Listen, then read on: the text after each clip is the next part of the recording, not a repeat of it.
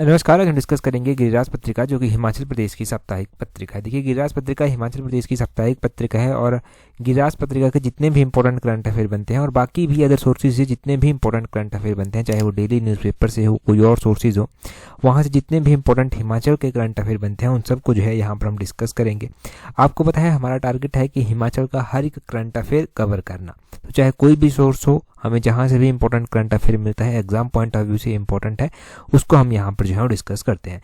तो अभी हम मई महीने का फर्स्ट पार्ट जो है डिस्कस करेंगे। क्वेश्चन नंबर 1 से जो है डिस्कशन को स्टार्ट करते हैं। बोलते हैं यहाँ पर recently who has been appointed as DGP of Himachal Pradesh. तो बोलते हैं कि अभी हाल ही में हिमाचल का जो डीजीपी बनाया गया है वो किसको जो है वो बनाया गया है।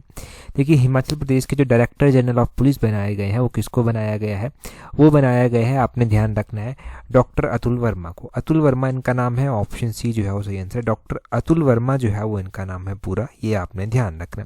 इससे पहले संजय कुंडू जो था वो पुलिस के डीजीपी हुआ करते थे, जिनको पुलिस महानिदेशक भी कहते हैं, वो हुआ करते थे। अभी उनकी रिटायरमेंट हो गई, तो उनकी रिटायरमेंट के बाद जो था वो डॉक्टर अतुल वर्मा जो था वो हिमाचल प्रदेश के डीजीपी बनाए गए। इससे पहले ये कहाँ पर थे? देखो, इनकी बात करें कि इससे पहले कहाँ पर थे डॉक्टर जो अतुल वर्मा है, इससे पहले जो जब राज्यसभा में क्रॉस वोटिंग हमें देखने को मिली थी, तो एक ये भी बात कही गई कि हिमाचल की जो सीआईडी है वो काम नहीं कर पाई ढंग से, वो फेल हो गई। तो उस टाइम राज्यसभा की क्रॉस वोटिंग के बाद जो था वो डॉक्टर अतुल वर्मा को जो था वो सीआईडी का जिम्मा जो था वो सौंपा गया था, ये भी ध्यान रखें। अच्छा, क्या ये हिमाचल से है? नहीं, हिमाचल से नहीं है, ये झारखंड के रहने वाले हैं। ये भी आपने ध्यान रखना है कि ये झारखंड के रहने वाले हैं और हिमाचल के डीजीपी जो हैं वो बने हैं। वैसे अगर हम सीनियरिटी वाइज देखते तो उनका तीसरा नंबर जो था वो आता था। इनसे पहले जो था वो और भी थे जिनका नंबर आता था, जैसे कि श्याम भगत नेगी थे, उनका नंबर इनसे पहले आता था, परंतु बनाए जो गए हैं वो अतुल वर्मा बनाए गए हैं। तो अतुल वर्मा का नाम बहुत इंपॉर्टेंट हो जाएगा। अगर हम हिमाचल के कॉन्टेक्स्ट में ऐसे ही इंपॉर्टेंट क्वेश्चन देखेंगे तो एक तो हिमाचल के गवर्नर जो है वो कौन है? हिमाचल प्रदेश के जो गवर्नर है प्रेजेंट टाइम है वो है शिव प्रताप शुक्ला जी, उनका नाम आपने ध्यान रखना है। हिमाचल प्रदेश हाईकोर्ट के जो चीफ जस्टिस हैं उनका नाम आपने ध्यान रखना है कि हिमाचल प्रदेश हाईकोर्ट जो है वो उसके चीफ जस्टिस कौन है? वो है MS रामाचंद्रा राव, उनका नाम आपने ध्यान रखना है। MS रामाचंद्रा राव जो है वो चीफ जस्टिस हैं हिमाचल प्रदेश के। हिमाचल प्रदेश के क्या लोकायुक्त भी हैं कोई? तो लोकायुक्त का नाम भी आपने ध्यान रखना है कि लोकायुक्त जो है वो जस्टिस CV बरोवालिया हैं, चंद्रभूषण बरोवालिया, जस्टिस चंद्रभूषण बरोवालिया जो है वो लोकायुक्त हैं हिमाचल प्रदेश के, उनका नाम ध्यान रखें। चीफ मिनिस्टर का आपको पता है, डेप्यूटी चीफ मिनिस्टर का आपको पता है, जो भी मंत्री हैं हिमाचल कैबिनेट में उनके नाम भी आपको याद होने चाहिए, ताकि अगर वो एग्जाम में पूछा गया कोई भी नाम तो वो भी गलत नहीं होना चाहिए। अगर रिसेंटली अपॉइंटमेंट्स में हम बात करें तो एक दो पार्ट छोड़कर गिरिराज पत्रिका में ही हमने डिस्कस किया था जो NSG है, जिसको नेशनल सिक्योरिटी गार्ड जो है वो कहते हैं, नेशनल सिक्योरिटी गार्ड के भी चीफ बनाए गए हैं। उसके जो चीफ बनाए गए हैं, जिसको डायरेक्टर जनरल कहेंगे आप, वो बनाए गए हैं नलिन प्रभात जी। नलिन प्रभात का नाम इंपॉर्टेंट इसलिए है क्योंकि हिमाचल से मूल रूप से वो संबंध रखते हैं।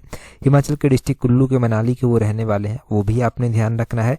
CBI, जिसको सेंट्रल ब्यूरो ऑफ इन्वेस्टिगेशन कहते हैं, उसके चीफ का नाम भी पता होना चाहिए। CBI के चीफ कौन है?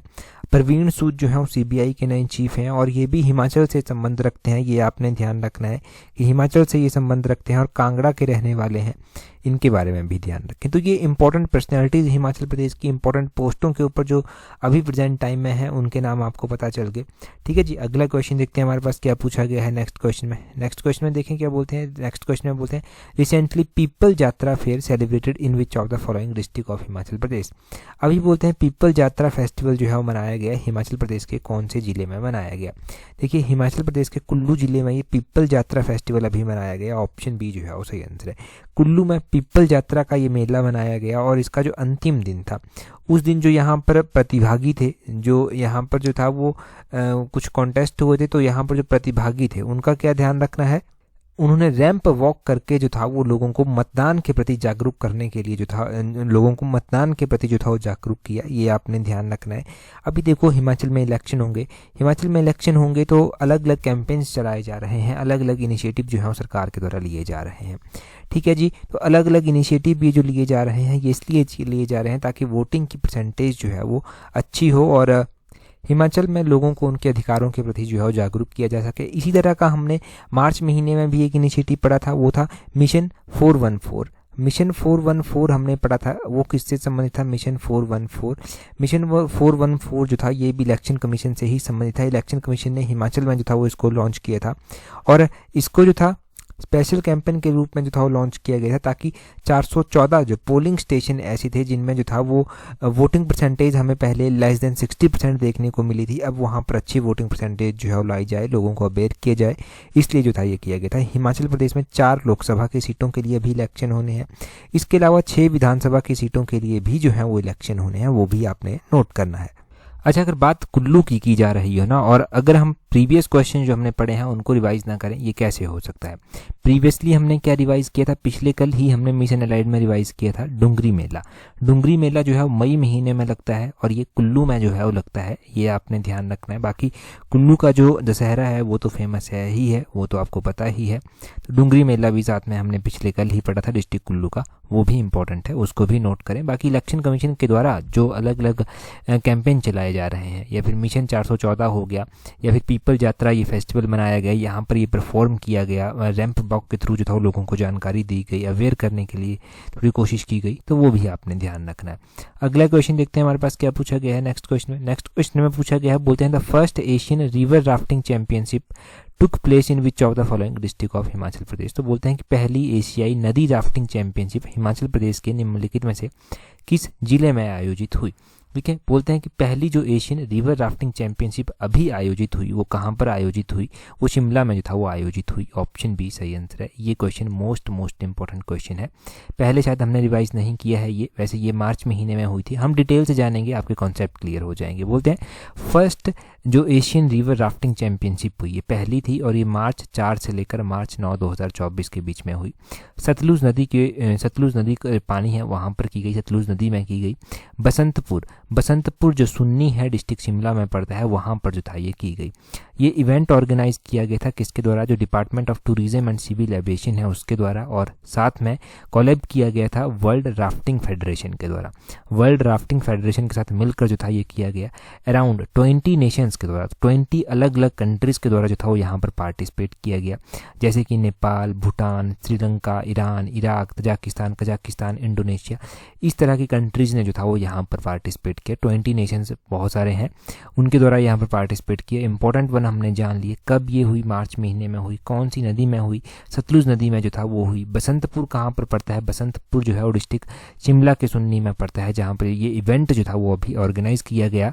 अगर हम बात करते हैं ना रिवर राफ्टिंग की, देखो हिमाचल प्रदेश में 5 मुख्य रूप से नदियाँ बहती हैं।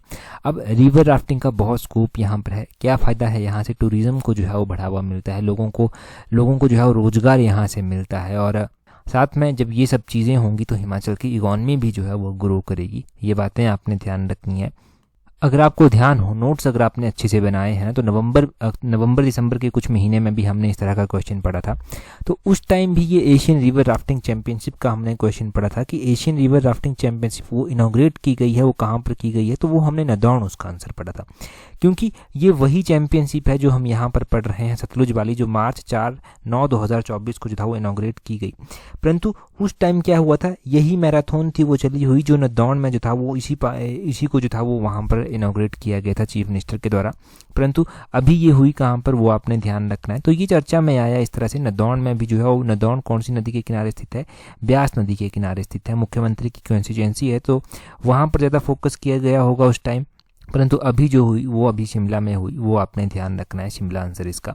उस टाइम हमने नदौन के कॉन्टेक्स्ट में कैसे पढ़ा था क्वेश्चन, वो आपने जान लिया।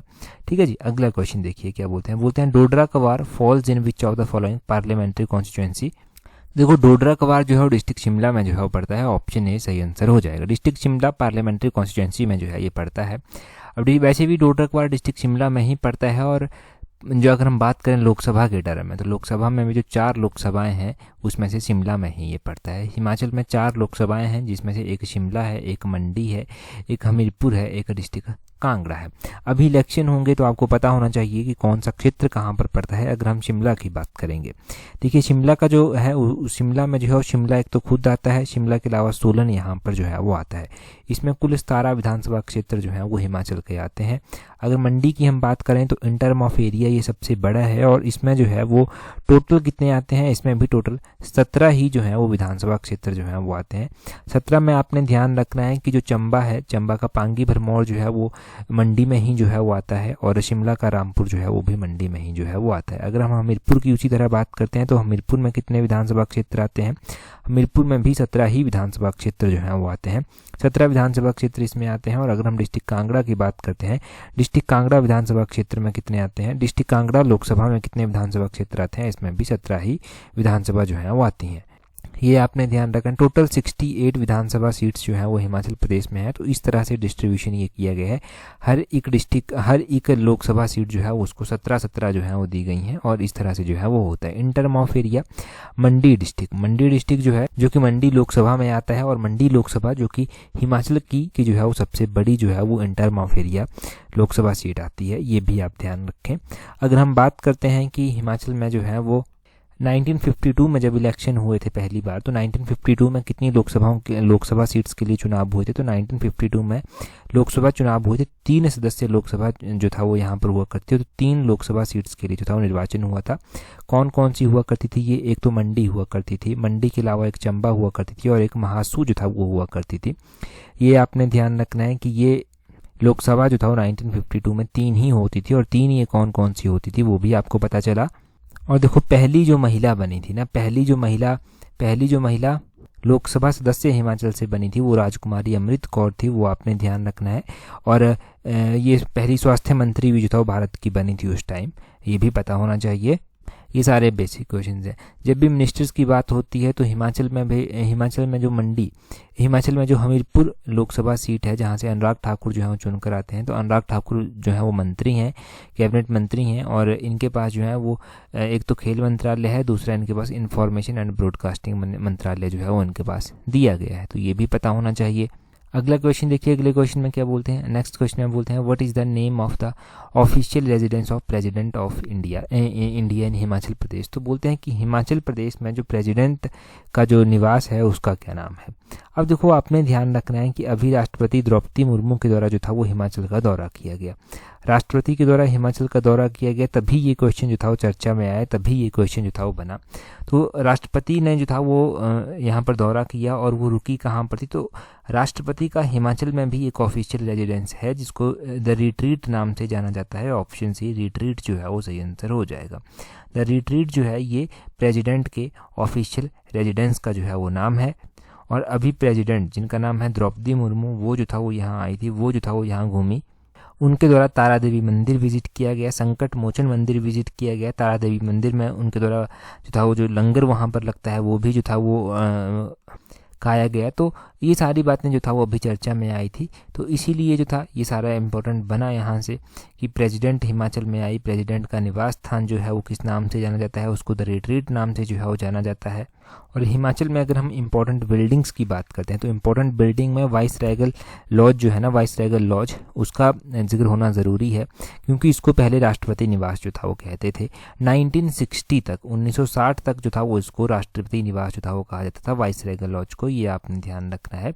फिर उसके बाद क्या हुआ, उसके बाद इसको हैंडओवर कर दिया गया Indian Institute of Advance study को। अब ये Indian Institute of Advance study के पास है और एग्जाम में अगर क्वेश्चन पूछ जाता है कि Indian Institute of Advance study कहाँ पर स्थित है, तो आपने ध्यान रखना है शिमला में स्थित है। उस बिल्डिंग का क्या नाम है, वाइसरेगल लॉज जो है वो उस बिल्डिंग का नाम है। पहले इसको राष्ट्रपति निवास भी कहा जाता था। अगर इसकी हिस्ट्री अगर आप देखेंगे ना वाइसरेगल लॉज की, तो आपको देखने को मिलेगा कि ये जो है वो ऑब्जर्वेटरी हिल्स जो शिमला की हैं, ऑब्जर्वेटरी हिल्स के ऊपर ये बना हुआ है। और यहाँ पर आपको देखने को मिलेगा कि ये बनाया किसके लिए गया था, कब बनाया गया था। इसकी कंस्ट्रक्शन 1880 में जो था वो स्टार्ट हो गई थी। 1880 में इसकी कंस्ट्रक्शन स्टार्ट हो गई थी। इसके जो मेन आर्किटेक्ट थे वो थे हेनरी इरविन। लॉर्ड डफरिन के कार्यकाल के में जो था ये बनाया गया था। 1888 में इसकी कंस्ट्रक्शन जो था वो पूरी हो जाती है और लॉर्ड डफरिन ही जो है वो पहले वाइसराय बनते हैं जो यहाँ पर रुकते हैं 1888 में। ये आपने ध्यान रखना है। फिर उसके बाद इसी तरह ये चलता रहा, फिर भारत आज़ाद हो गया तो इसको राष्ट्रपति निवास कहा जाने लगा। राष्ट्रपति निवास कहा जाने लगा 1960 तक ही ये राष्ट्रपति निवास के नाम से जाना गया। उसके बाद जो था वो यहाँ पर Indian Institute of Advance Study आ जाता है और राष्ट्रपति निवास बनता है जाकर रिट्रीट में। ये आपने ध्यान रखना है कि रिट्रीट में ये बनता है। फिर इतना काफ़ी है। यहाँ से अगला क्वेश्चन देखते हैं हमारे पास क्या पूछा गया है नेक्स्ट क्वेश्चन में पूछा गया है on 5 March 2024 Sansad Khel Mahakumbh 3.0 inaugurated by union minister Anurag Thakur है। तो बोलते हैं कि 5 मार्च 2024 को जो केंद्रीय मंत्री हैं अनुराग ठाकुर, उनके द्वारा संसद खेल महाकुंभ 3.0 का उद्घाटन किया गया है। ये किया जा चुका है अभी। अब आपने बताना है कि ये कहाँ पर जो था वो किया गया। देखो ये कहाँ पर किया गया, 5 मार्च महीने में किया गया था। हम अभी डिस्कस कर रहे हैं, परंतु इम्पोर्टेंट है क्वेश्चन, इसलिए अभी डिस्कस हो रहा है। ये किया गया था लुहणु ग्राउंड में। ऑप्शन ए जो है वो सही आंसर है, लुहणु ग्राउंड, जो कि डिस्ट्रिक्ट बिलासपुर का ग्राउंड है, वहाँ पर इनके द्वारा इसको इनॉग्रेट जो था वो किया गया था। 5 मार्च 2024 को इसको इनॉग्रेट किया गया था। पहले इसके बारे में थोड़ा सा डिटेल से जान लेते हैं। यूनियन मिनिस्टर अनुराग ठाकुर जो हैं उनके द्वारा सांसद खेल महाकुंभ 3.0 का लुहणु क्रिकेट ग्राउंड में जो था वो इनॉग्रेशन किया गया और यहाँ पर रोहित शर्मा और राहुल द्रविड़ को जो था वो चीफ गेस्ट के रूप में बुलाया गया था, तो इन्होंने चीफ गेस्ट के रूप में अटेंड किया। अब ये लुहणु ग्राउंड पहले जानिए कि ये जो है वो बिलासपुर डिस्ट्रिक्ट में पड़ता है। यहाँ पर नलवाड़ी का मेला जो है वो होता है। 1889 में नलवाड़ी का मेला डब्ल्यू गोल्डस्टीन के द्वारा जो था वो स्टार्ट करवाया गया था। कौन सी नदी के किनारे ये स्थित है, तो सतलुज नदी एकदम साथ में जो है वो बहती है यहाँ पर, वो आपने ध्यान रखना है। यहीं पर साथ में आपको देखने को मिल जाएगा कि सतलुज नदी के ऊपर ही जो था वो कंदरौर ब्रिज भी जो है वो बना हुआ है। तो कंदरौर ब्रिज के बारे में आपने ध्यान रखना है। अब देखो जब यहाँ पर ये इनॉग्रेट किया गया तो इसके बारे में भी थोड़ी सी जानकारी पता होनी चाहिए। ये जो सांसद खेल महाकुंभ जो था ये बनाया गया, इससे पहले दो संस्करण जो है वो इसके हो चुके हैं। आपने ध्यान रखना है कि प्रधानमंत्री नरेंद्र मोदी का जो खेलोगे तो खिलोगे एक इस तरह का इनिशिएटिव है, वहाँ से ही प्रेरणा लेकर जो है ये चलाया गया है। और आपने ध्यान रखना है कि इसका जो पहला संस्करण हुआ था ना, उसमें जो था वो 40,000 लोगों ने जो था वो भाग लिया था, दूसरे में 45,000 लोगों ने भाग लिया था और तीसरे में ये लक्ष्य रखा गया है कि तीसरे में जो है वो लगभग 75,000 जो है वो लोगों को यहाँ पर इन्वॉल्व किया जाएगा या फिर पार्टिसिपेट करने इनका यहाँ पर इंश्योर किया जाएगा। तो वो आप ध्यान रखें यहाँ पर। ठीक है जी, पहले दूसरे के बारे में पता चल गया, तीसरे के बारे में भी पता चल गया, उतना काफ़ी है यहाँ से याद रखने के लिए। नेक्स्ट क्वेश्चन देखते हैं हमारे पास क्या पूछते हैं यहाँ पर। अगले क्वेश्चन में बोलते हैं recently IIT Mandi developed drawing detection robot with which of the following institution. तो बोलते हैं कि हाल ही में आईआईटी मंडी ने निम्नलिखित में से किस संस्थान के साथ मिलकर जो है वो डूबने का पता लगाने वाला एक रोबोट जो है वो विकसित किया है। अभी आईआईटी मंडी जो कि हिमाचल प्रदेश में स्थित है, देखिए जी आईआईटी मंडी ने आईआईटी पलक्कड़ के साथ मिलकर जो है ये जो है एक ऐसा ड्रोन बनाया है, एक ऐसा रोबोट बनाया है जो पानी में जो है वो पानी की निगरानी रखने में, पानी के अंदर जाकर जो है वो जो डूबने का पता चलता है वहाँ से कुछ भी वो भी पता लगाने की हेल्प करेगा। इसकी जो मास लेवल पर हेल्प मिलेगी वो कैसे मिलेगी, देखो आपको पता है बहुत अभी क्या होता है, समुद्र बांध हो गए, यहाँ पर जो है वो निगरानी रखनी पड़ती है। तो इस तरह की मशीन्स अगर होंगी, इस तरह के रोबोट अगर होंगे तो इस तरह के मुश्किल जो काम होते हैं उनको जो है वो अंजाम दिया जा सकता है। तो आईआईटी मंडी ने पलक्कड़ के साथ मिलकर जो है ये रोबोट जो है वो तैयार किया है, ये आपने ध्यान रखना है। ठीक है जी, इतना सा क्वेश्चन अगर एग्जाम में पूछा गया तो ठीक है, आपका ठीक हो जाएगा। परंतु आईआईटी मंडी के बारे में आपको डिटेल से पता होना चाहिए, क्योंकि ये आईआईटी मंडी हिमाचल प्रदेश में स्थित है और हिमाचल का ये क्वेश्चन पक्का यहाँ से बन सकता है। आईआईटी मंडी, इसकी स्थापना की कब गई थी, पहले तो ये पता होना चाहिए। इसकी स्थापना 2009 में जो था वो की गई थी। है कहाँ पर स्थित ये आईआईटी मंडी, ये भी आपको पता होना चाहिए। तो आईआईटी मंडी कमंद में जो है वो स्थित है। कमंद जो है वो कहाँ पर पड़ता है, ये जो है वो डिस्ट्रिक्ट मंडी में पड़ता है। एग्जैक्टली इसकी लोकेशन क्या है आईआईटी मंडी की, कि ये कमंद में जो है वो स्थित है, ये भी आपसे पूछा जा सकता है। हमने यहाँ पर जो है वो IIM भी लिखा है, IIT ऊना भी लिखा है और NIT भी लिखा है। देखो पहले तो आपको पता होना चाहिए कि ये IIIT कहाँ पर स्थित है, ये ऊना में स्थित है। दूसरा आपको पता होना चाहिए NIT कहाँ पर स्थित है, ये हमीरपुर में स्थित है। NIT इसकी स्थापना कब की गई? देखो एनआईटी की स्थापना वैसे तो 1986 में की गई थी, परंतु पूरा अगर आप जानेंगे तो पहले एनआईटी को आरईसी कहा जाता था, रीजनल इंजीनियरिंग कॉलेज कहा जाता था। फिर उसकी स्थापना उस टाइम 1986 में की गई थी और फिर रीजनल इंजीनियरिंग कॉलेज को नाम दे दिया गया एनआईटी का, और 2002 में ये नाम जो था वो उसको दिया गया था, रीजनल इंजीनियरिंग कॉलेज को ये नाम। ये आपने ध्यान रखना है। अगर हम बात करते हैं हिमाचल के इंस्टीट्यूशंस की, तो हिमाचल में सेंट्रल यूनिवर्सिटी भी स्थित है, जिसकी स्थापना 2009 में जो था वो की गई थी, धर्मशाला में ये स्थित है। हिमाचल प्रदेश में जो है वो हिमाचल प्रदेश जो यूनिवर्सिटी है उसकी स्थापना 1970 को की गई थी, 1970 में की गई थी। हिमाचल प्रदेश में डॉक्टर वाई.एस. परमार जो एक हॉर्टिकल्चर एंड फॉरेस्ट्री यूनिवर्सिटी है उसकी स्थापना 1985 में जो था वो की गई थी, वो आपने ध्यान रखना है।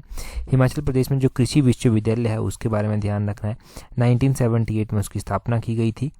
और ये कृषि विश्वविद्यालय कहाँ पर स्थित है? कृषि विश्वविद्यालय जो है ये स्थित है पालमपुर में। ठीक है, जितना हो गया काफ़ी है। अगला क्वेश्चन देखें, बोलते हैं टोटल नंबर ऑफ पंचायत इन हिमाचल प्रदेश। तो बोलते हैं हिमाचल प्रदेश में टोटल नंबर ऑफ कितनी पंचायतें स्थित हैं। पिछले कल वैसे हमने ये क्वेश्चन पढ़ा था, मैंने थोड़ा सा डाटा आगे पीछे कर दिया था, तभी हम इस क्वेश्चन को आज डिस्कस कर रहे हैं। कुछ भी गलत नहीं होना चाहिए। 3615 पंचायतें हिमाचल प्रदेश में हैं। ऑप्शन ए जो है वो सही आंसर हो जाएगा। 3615 ग्राम पंचायतें हिमाचल प्रदेश में अभी प्रेजेंट टाइम में जो है वो हैं। और उसी तरह अगर हम बात करते हैं एक बार फिर से कि हिमाचल प्रदेश में कितने जिला परिषद हैं, हिमाचल प्रदेश में 12 जिला परिषद जो हैं वो हैं। हिमाचल प्रदेश में जो है कितनी पंचायत समितियां हैं? 81 पंचायत समितियां हिमाचल प्रदेश में हैं और 3615 ये ग्राम पंचायतें आपने ज़रूर ध्यान रखनी है। ये 3615 ग्राम पंचायतें हैं और 68 यहाँ पर विधानसभा की सीट्स आती हैं, 3 यहाँ पर राज्यसभा की सीट्स आती हैं, 4 यहाँ पर लोकसभा की सीट्स आती हैं। जब 1952 में इलेक्शन होते, अभी हमने पढ़ा था कि 3 लोकसभा की सीट्स के लिए इलेक्शन होते, वो 3 लोकसभा की सीट्स कौन कौन थी वो भी हमने जान लिया। अगला क्वेश्चन देखते हैं हमारे पास क्या पूछा गया है। बोलते हैं how many online services of various departments are being provided through Himachal online Seva portal during financial year 2023-24। तो ये डाटा पूछा जा रहा है 2023-24 के फाइनेंशियल ईयर के अकॉर्डिंग। उससे पहले देखो, अगर आप पीजीटी की तैयारी कर रहे हैं तो पीजीटी पेपर 1 की अगर आप टेस्ट सीरीज प्रैक्टिस करना चाहते हैं तो उसका लिंक नीचे डिस्क्रिप्शन बॉक्स कमेंट बॉक्स में दिया गया है, वहाँ से आप प्रैक्टिस कर सकते हैं। देखिए पीजीटी एक ऐसा एग्ज़ाम है जो कॉलेज कैडर के बाद हाईएस्ट पोस्ट एक मानी जाती है टीचिंग की लाइन में, और ऐसी अपॉर्चुनिटी बहुत सालों के बाद मिली है, कम से कम 5-6 सालों के बाद मिली है, और इसके बाद कब मिलेगी नहीं मिलेगी कुछ नहीं कहा जा सकता। अभी अपॉर्चुनिटी है, अवेल करना चाहते हैं। कोई भी आप अपनी तरफ से कमी नहीं छोड़ना चाहते तो आप टेस्ट सीरीज प्रैक्टिस कर सकते हैं। पेपर 1 स्ट्रांग होगा, कॉन्फिडेंस आपके अंदर आएगा, और उस टेस्ट सीरीज का लिंक दिया गया है नीचे डिस्क्रिप्शन बॉक्स कमेंट बॉक्स में।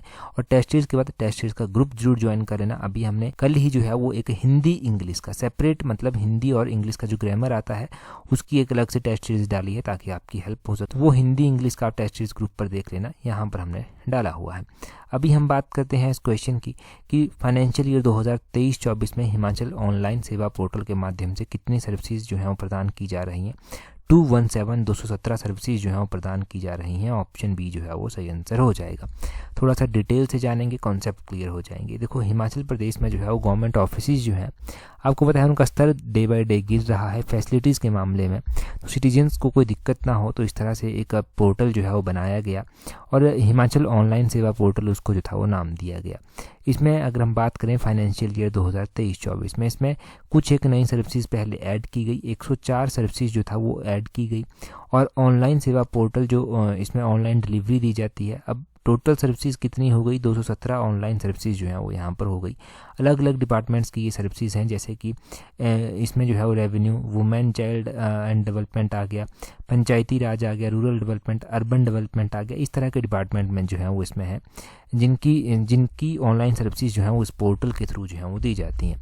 अगर हम बात करें कि ऑन एवरेज अगर हम बात करें कि डेली बेसिस पर कितनी ट्रांजैक्शन यहाँ पर होती है, तो लगभग 4500 ये ट्रांजैक्शन डेली बेस पर देखने को हमें मिलती है ऑन एवरेज। और अगर हम बात करें फाइनेंशियल ईयर 2023-24 में, तो टोटल 10,83,825 10,83,825 ट्रांजैक्शन जो है वो हो चुकी हैं टिल डेट नवंबर 2023 तक। मतलब नवंबर 2023 तक का जो डाटा है उसके अकॉर्डिंग ये ट्रांजैक्शंस जो हैं वो यहाँ पर हो चुकी हैं। तो ये ट्रांजैक्शंस भी आपने ध्यान रखनी है। एग्जामिनर देखो किसी भी तरह से क्वेश्चंस को डिज़ाइन कर देता है, खासकर जब पब्लिक सर्विस कमीशन की बात होती है, तो एक अच्छी प्रैक्टिस ना की हो ना तो आप कहीं ना कहीं पर मात खा जाते हैं। तो एक अच्छी प्रैक्टिस अगर की होगी और ऑनेस्टली पढ़ाई की होगी तो कॉन्फिडेंस के साथ आप पेपर में जाते हैं और पेपर में डेफिनेटली सक्सेस भी मिलती है। चलिए जी, इंपॉर्टेंट क्वेश्चन है अगला, देखिए क्या बोलते हैं मुख्यमंत्री वन विस्तार योजना वॉज लॉन्च्ड इन। बोलते हैं कि मुख्यमंत्री वन विस्तार योजना को कब लॉन्च किया गया था। 4 ऑप्शंस आपके पास दिए गए हैं, अभी आपको कमेंट करके बताना है कि कब इसको जो था वो लॉन्च किया गया था। लास्ट एडिशन जो गिरिराज पत्रिका थी वहाँ पर हमने पार्ट 4 पढ़ा था इकोनॉमिक सर्वे का, जिसका PDF भी मैंने टेलीग्राम पर प्रोवाइड करवाया है, वहाँ पर आप देखना है, इसका मैंने डिटेल से समझाया हुआ है आपको। बाकी देखो एलाइड सर्विसेज की तैयारी कर रहे हैं ना, तो एलाइड सर्विसेज के लिए टेस्ट सीरीज अवेलेबल है, जिसका लिंक नीचे डिस्क्रिप्शन बॉक्स कमेंट बॉक्स में दिया गया है।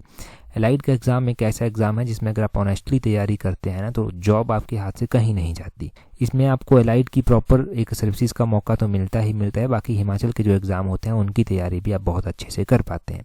तो अगर ऑनेस्टली प्रैक्टिस करेंगे हमारी टेस्ट सीरीज तो डेफिनेटली आपको हेल्प मिलेगी और बहुत ज़्यादा हेल्प मिलेगी। टेस्ट सीरीज का लिंक नीचे डिस्क्रिप्शन बॉक्स कमेंट बॉक्स में दिया गया है, वहाँ से अवेल कर लेना। टेलीग्राम पर ज्वाइन नहीं किया है तो अपने टेलीग्राम से @allexam31 सर्च करना, आपको हमारा टेलीग्राम चैनल भी मिल जाएगा। That's all for today. Thank you very much for watching and listening it very patiently.